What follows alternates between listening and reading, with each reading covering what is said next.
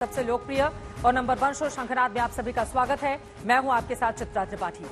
बिहार में कहने के लिए यूं तो शराब बंदी है, लेकिन सिर्फ कहने के लिए ही, क्योंकि इसी शराबबंदी वाले राज्य में जहरीली शराब पीकर 20 से ज्यादा लोगों की जान चली गई। और ये कोई पहली बार नहीं हुआ है जब जहरीली शराब ने एक साथ इतने परिवारों को तबाह कर दिया हो। इसके पहले भी जहरीली शराब पीने से मरने वालों का आंकड़ा बिहार में आता रहा है। मगर सवाल यह है कि जब शराबबंदी है तो फिर यह जहरीला शराब बनता कहां है, इसे बेचता कौन है, बिकवाता कौन है, और सबसे बड़ा सवाल यह है कि धड़ल्ले से चल रहे जहर के इस कारोबार पर सरकार का इख्तियार क्यों नहीं है। यह रिपोर्ट देखिए।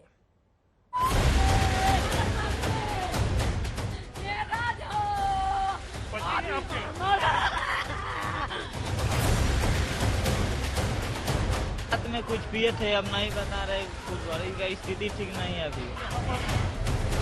यहाँ पर सरकार पे सवाल खड़े हो रहे हैं कि आखिर किस तरीके की शराबबंदी बिहार में है। अनगिनत की संख्या में, हमको अभी काउंट नहीं बता सकते, बहुत ज्यादा सीरियस है लोग।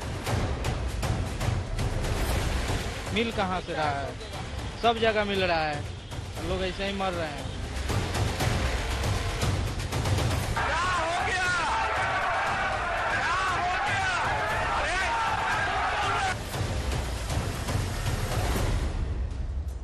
हे बिहार के स्वघोषित सुशासन बाबू, अपनी कुंभकर्णी निद्रा से जागिए।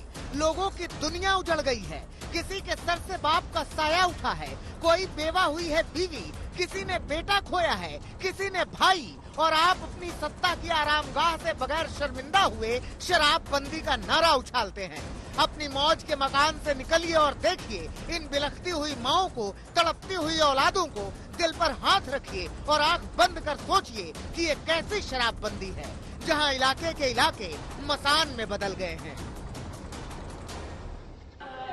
छपरा के सदर अस्पताल में इस वक्त चीख पुकार और चित्कार जो है वो सुनाई दे रहा है, और आपको हम तस्वीरें दिखा रहे हैं अस्पताल के अंदर किस तरीके से कथित रूप से जहरीली शराब सेवन करने के कारण अब तक 18 लोगों की मौत हो गई है और दर्जन भर से भी ज्यादा मरीज उनका यहाँ इलाज चल रहा है। और आप देख सकते हैं चारों तरफ जो है रोने बिलखने की यहाँ पर आवाजें जो है वो सुनाई दे रही हैं।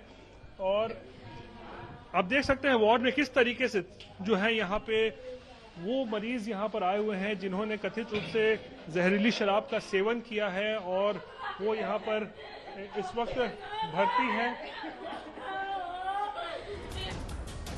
अपनी तरक्की पर छितरा जाने वाले विकास पुरुष, सुनिए इन कराहते जिस्मों की आह को, दिल थाम कर सुनिए, क्योंकि धड़कनें बची होंगी तो कलेजा फट जाने का डर है।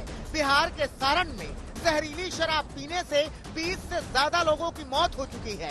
जो बचे हैं वो भी मौत के मुहाने पर हैं। उनकी भी हर सांस पर आखिरी हो जाने का शक है। यहाँ पर इसी तरीके से आप देखिए चारों तरफ जो है रोने चीखने की जो है यहाँ पर हालात बने हुए हैं। मौत का आंकड़ा लगातार बढ़ते जा रहा है। सरकार पे सवाल खड़े हो रहे हैं कि आखिर किस तरीके की शराबबंदी बिहार में है, जहां पर सियासत हो रही है इस पूरे मामले पर, लेकिन जमीनी हकीकत यह है कि लोग लगातार अपनी जान गंवा रहे हैं, लेकिन शायद इनकी सुध लेने वाला कोई भी नहीं है। और सवाल खड़े हो रहे हैं कि आखिर ये कैसी शराबबंदी है कि बिहार में कहने को तो शराबबंदी है, लेकिन जहरीली शराब से लोग लगातार मरते जा रहे हैं। रोता कौन नहीं है इस दुनिया में किसी को खो देने पर, लेकिन जो आंसू संसार को ही वीरान कर दें, ये वो आंसू हैं। जो आंसू रूह से जिस्म तक को बेजान कर दें, ये वो आंसू हैं। जो जिंदा बस्तियों के अट्टहासों को मसान कर दें, ये वो आंसू हैं। समूची इंसानियत के खित्ते ने महसूस किया है अपने भीतर एक सुराग, मगर जिन्हें महसूस करना चाहिए उन्होंने बेशर्मी की ढाल उठा रखी है। देखिए, एक बात जान लीजिए, शराबबंदी का असर ही है। इतना लोग अगर आज से 6 साल पहले अगर हम लोग एक जगह इकट्ठा होते और इस टाइम शाम के टाइम में, तो इसमें कम से कम 10% 20% लोग जरूर नशा के शिकार होते। लेकिन आज आप देख लीजिए मुंह सूख करके यहाँ पर एक भी आदमी अगर शराब नहीं पिया है, यही हमारी सबसे बड़ी सफलता है। आपको कार्यकर्ताओं के मुंह से शराब महकती हो या ना महकती हो, मगर आपके बयान से बू जरूर आती है। आपके कार्यकर्ता मादकता में नहाएं या नहीं, ये तो आप ही जाने। मगर आप महसूस कीजिए मंत्री जी मौत की इस दुर्गंध को। महसूस कीजिए कि शराबबंदी वाले राज्य में नशीली शराब ने नरसंहार किया है। महसूस कीजिए कि आपकी व्यवस्थाएं हताश हो चुकी हैं। महसूस कीजिए कि इतने लोगों की मौत इस तंत्र की निराशा का कबूलनामा है। महसूस कीजिए कि रुपए छापने के कारखाने में बिहार का आदमी महज मशीन का पुर्जा हो गया है। मतलब दिन से मतलब उल्टी हो रहा था और वो बोल रहे थे कि हमको आँख से नहीं दिखाई दे रहा है और बहुत बेचैनी में थे। तो हम लोग शाम में लगभग 7-8 बजे खनी हम लोग ले गए मसरक थाना हॉस्पिटल में। वहाँ हम लोग दिखाए तो वहाँ से वो लोग रेफर कर दिए कि छपरा आप लोग ले जाकर दिखाइए। छपरा आते ही हमारे भाई ने पूरा गाज उज फेंक कर जी मतलब छपरा में एंट्री हम लोग किए ना तो मर गए। नीति नियंताओं को क्या दुनिया समझ में आती है? नहीं आती होती। अगर आती होती तो इस कदर लोगों की दुनिया तबाह न हुई होती। मरने वाले लोग याचना करते रहे कि इलाके का कोतवाल जहरीली शराब बिकवाना बंद कर दे। वो गुहार लगाते रहे मगर थाना प्रभारी नहीं माना। सबसे बड़ी बात है वहाँ दुकान दारू के खुलवाए थे थाना प्रभारी संजय कुमार राम। उनको कई बार कहा गया यहाँ जहरीली शराब मत बेचवाया कीजिए, मत बेचो। तो आते हैं सिर्फ झूठो खाना पूर्ति करके चले जाते हैं। उसी ईश्वरपुर थाना क्षेत्र का है, डोइला गांव है। बाजार से उत्तर के तरफ दारू का एकदम सप्लाई होता है, हमेशा खुला रहता है इस शराबबंदी में और प्रोडक्शन करके बेचवाया जाता है। ऐसी ही सभ्यता के शिखंडियों ने बिहार के नीति नियंताओं से इंसान कहलाने का हक छीन लिया है। मरे हुए लोग मारे गए हैं उन सब के हाथों जिन्होंने अपनी जिम्मेदारी का निर्वाह नहीं किया। शर्मिंदा हो जाइए अगर बची हो कहीं थोड़ी सी भी इंसानियत तो। रोहित कुमार सिंह, पटना, आज तक। इधर मौत का शोर है, शोक का शोर है और उधर बिहार की विधानसभा में अपनी सरकार को आरोपों से बचाने और सरकार पर आरोप लगाने का शोर है। सारण में जहरीली शराब से हुई मौतों पर बीजेपी ने नीतीश कुमार से सवाल किया तो नीतीश कुमार आग बबूला हो गए। वार पलटवार के नारों और विरोधों के बीच गूंजती रही बिहार की विधानसभा, मगर इस सवाल पर चर्चा तक नहीं हुई कि इस तरह की संयुक्त तबाही का कौन है जिम्मेदार।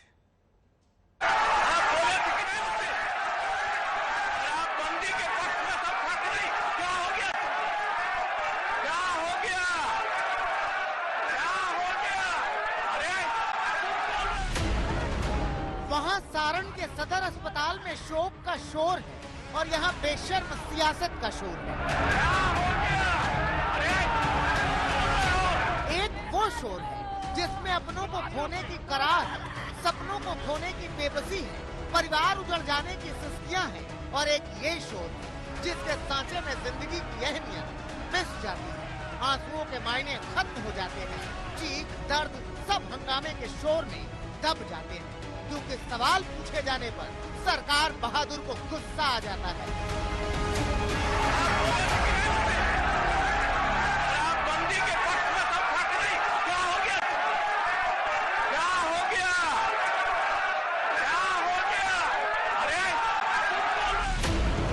ऐसी भी क्या खुद मुख्तारी हुजूर जो मौत पर भी अभिमान सर चढ़कर बोल रहा है। बिहार के विकास के नाम पर नीतीश कुमार 8 बार सीएम पद की कसम खा चुके हैं। 22 साल से दोस्त और दुश्मन बदलने का खेल खेलकर सत्ता पर काबिज है, लेकिन जब पुराने दोस्त सवाल करते हैं तो नीतीश को वही जिम्मेदार नजर आते हैं।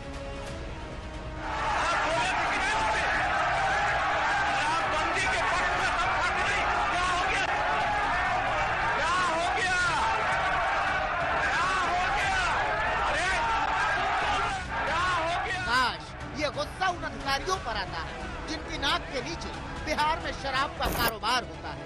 काश ये गुस्सा उस सिस्टम पर आता है जिसने 20 से ज्यादा परिवारों के घरों के चिराग को बुझा दिया। बिहार की सियासत की विडंबना देखिए कि मुद्दा वही रहता है, लेकिन हंगामा करने वालों के चेहरे बदल जाते हैं, पार्टियां बदल जाती हैं, सुर बदल जाते हैं। बिहार में शराबबंदी पूरी तरह फेल है और शराब माफिया शराब बेचवा रहे हैं, प्रशासन के लोग शराब बेचवा रहे हैं, जनता दल यूनाइटेड के लोग शराब बेचवा रहे हैं और पैसा सीएम हाउस तक जाता है। ये स्थिति बिहार की है। जिनको चाहते हैं पकड़ते हैं, जिनको चाहते हैं छोड़ देते हैं। तो शराबबंदी बिहार में धोखा है, पूरी तरह फेल है, गरीब मर रहे हैं। के साथ शराबबंदी का कानून लाने वाली बीजेपी आज सड़क से सदन तक हंगामा कर रही है और नीतीश कुमार को बीजेपी का यही हंगामा विधानसभा में बर्दाश्त नहीं हुआ। ये दुर्भाग्यपूर्ण है, लोकतंत्र का हत्या है। मुख्यमंत्री जी संविधान की धज्जी उड़ा रहे हैं और पूरी तरह से ये अपने अहंकार स्वार्थ में और अपनी कुर्सी के लिए इतना घबरा चुके हैं कि मर्यादा को तार तार कर रहे हैं। धमकी देना, रेते करके बात करना, प्रतिपक्ष के नेता के माइक को बंद कर देना और प्रतिपक्ष जो बोले उसे प्रोसीडिंग से निकाल देना, ये लोकतंत्र की हत्या है।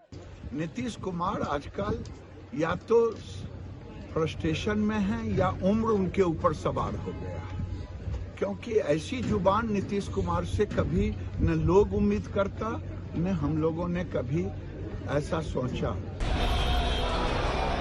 बीजेपी शराबबंदी को जिम्मेदार ठहरा रही है और कानून में बदलाव की मांग कर रही है, लेकिन सरकार की दलील है कि ऐसा उन राज्यों में भी होता है जहां शराबबंदी नहीं है। केवल हंगामा जो है वो उन लोगों ने किया और असल में ये लोग सब लोग जान रहे हैं कि जो नई महागठबंधन की सरकार नीतीश जी के नेतृत्व में जो बनी है, लगातार अपने कमिटमेंट को लगातार हम लोग पूरा कर रहे हैं मिलकर के। चाहे हम लोग तो हर सवाल का जवाब देने के लिए हम लोग तैयार हैं, लेकिन हंगामा करने वाले आप लोग सब लोग जान रहे हैं, वो नहीं चाहते कि जनता की आवाज को सदन में उठाया जाए। सियासत के बीच जिंदगी खत्म हो जाती है, लेकिन सवाल नहीं बनते। जो बिहार अपने नेताओं से चीख चीख कर पूछ रहा है कि आखिर कब थमेगा जहरीली शराब से मौत का ये सिलसिला, आखिर कब रुकेंगे बिहार की गरीब जनता की ये आंसू।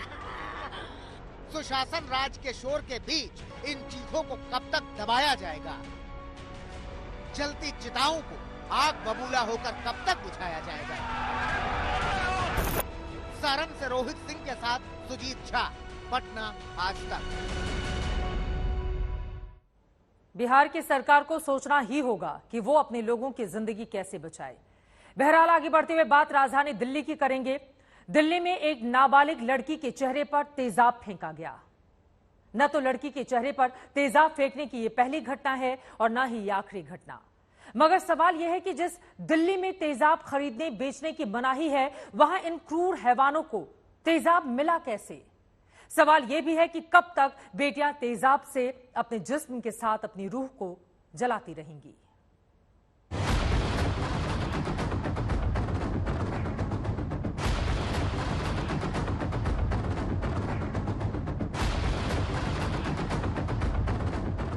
तेजाब सिर्फ जिस्म नहीं जलाता, ये रूह को झुलसा देता है। तरक्की के आसमान पर परवाज करने की हसरत पाले बिटिया के हौसलों को जला देता है, उम्मीदों को जला देता है, सपनों को जला देता है, अरमानों को जला देता है। कभी महसूस कीजिए जले हुए जिस्म की दुर्गंध को, मालूम चलेगा कि ये वो अपराध है जिसे देखकर आत्मा सुलग उठती है। तो फिर एक बार सुलग उठी है आत्मा।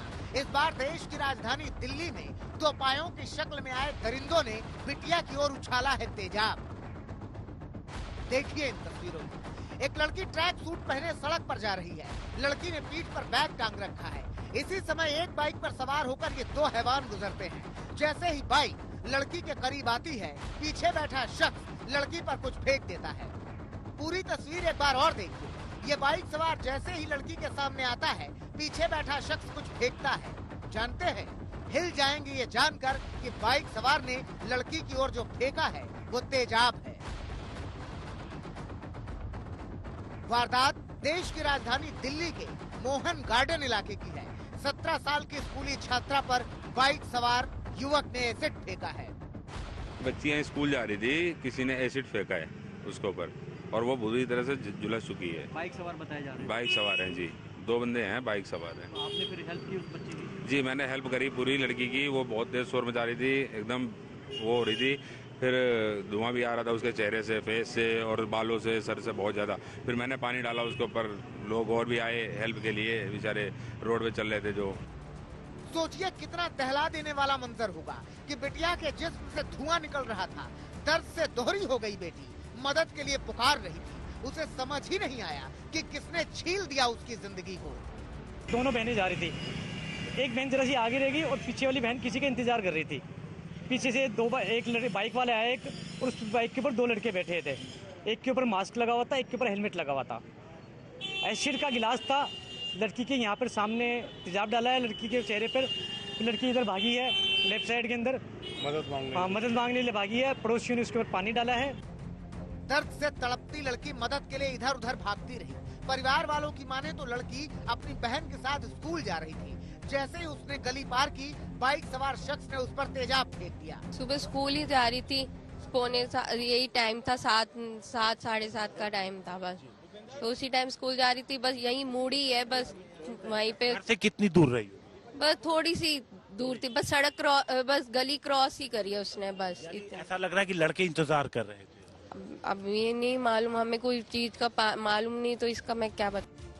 घर वालों को जैसे ही वारदात की जानकारी मिली, हड़कंप मच गया।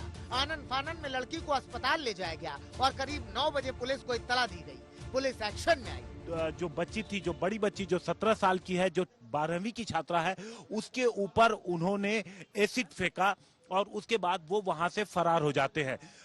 छोटी बेटी दौड़ के घर पहुंचती है। घर पे उसके पापा थे, उन्होंने उनसे बताया कि किसी 2 लड़कों ने एसिड फेंक दिया है। बच्ची को हॉस्पिटल लेके आया। उसके बाद फिर पुलिस को इस मामले की जानकारी दी गई। पुलिस को सीसीटीवी मिल गया है। पूरे मामले की जांच की जा रही है। पुलिस पता लगाने की कोशिश कर रही है कि आखिर वजह क्या है। राष्ट्रीय महिला आयोग ने भी मामले में संज्ञान लिया है। महिला आयोग की एक टीम अस्पताल में पीड़ित परिवार से मिली। बहुत दर्दनाक है, एक छोटी बच्ची 17 साल की बच्ची के ऊपर इस तरह का अटैक। और ये जैसे ही न्यूज़ आई, हमने अपनी टीम को भेजा हॉस्पिटल और मेरी टीम अभी वहीं पे है। उन्होंने जो विक्टिम है उसके फादर से बात की है। जो उसका बर्न है वो नोज के अबव है ज़्यादा, तो लगता है आईज को नुकसान पहुंचा होगा, इसलिए आई डॉक्टर आना ज़रूरी है। हम लोग पूरी तरह से हेल्प करने के लिए वहाँ खड़े हैं। मेरी टीम, डीसीपी से भी बात हुई है। राष्ट्रीय बाल अधिकार संरक्षण आयोग ने भी दिल्ली पुलिस और दिल्ली सरकार को नोटिस भेजा है। दिल्ली पुलिस को और दिल्ली सरकार को, दोनों को नोटिस किया है। हमने ये जानना चाहा है कि ये एसिड या उसके तरीके का सब्सटेंस जिसको बेचना बैन किया हुआ है, वो कैसे मिला, कहां से मिला, और जिन लोगों ने बेचा या जिन लोगों ने उपलब्ध कराया उनके विरुद्ध क्या कार्रवाई अभी तक की गई। हमने 24 आवर्स में ये रिपोर्ट दिल्ली पुलिस से मांगी है। दिल्ली में तेजाब की बिक्री पर बैन है, मगर ये कैसा बैन है जहां आसानी से 2 बदमाश तेजाब हासिल कर लेते हैं और आकर उसे लड़की के चेहरे पर फेंक देते हैं। सवाल उस समाज से भी है जहां ऐसे परिवेश में आरोपी पलते हैं जो किसी बच्ची का चेहरा बिगाड़ देने या उसे फूंक देने से नहीं डरते। उम्मीद कीजिए कि आरोपियों को ऐसी सजा मिले जो नजीर बने, ताकि भविष्य में किसी महिला को इस तकलीफ का सामना न करना पड़े। अमित भारद्वाज के साथ हिमांशु मिश्रा, दिल्ली आज तक। ऐसी दरिंदगी को रोकने के लिए सख्त एक्शन की जरूरत है। उम्मीद यही कि जिन आरोपियों को हिरासत में लिया गया है, कड़ी कार्रवाई होगी और फिर उनके खिलाफ एक नजीर भी स्थापित हो, ताकि दोबारा ऐसी तस्वीर कहीं और से सामने नहीं आए। आज तक HD, सबसे तेज, सबसे ज्यादा।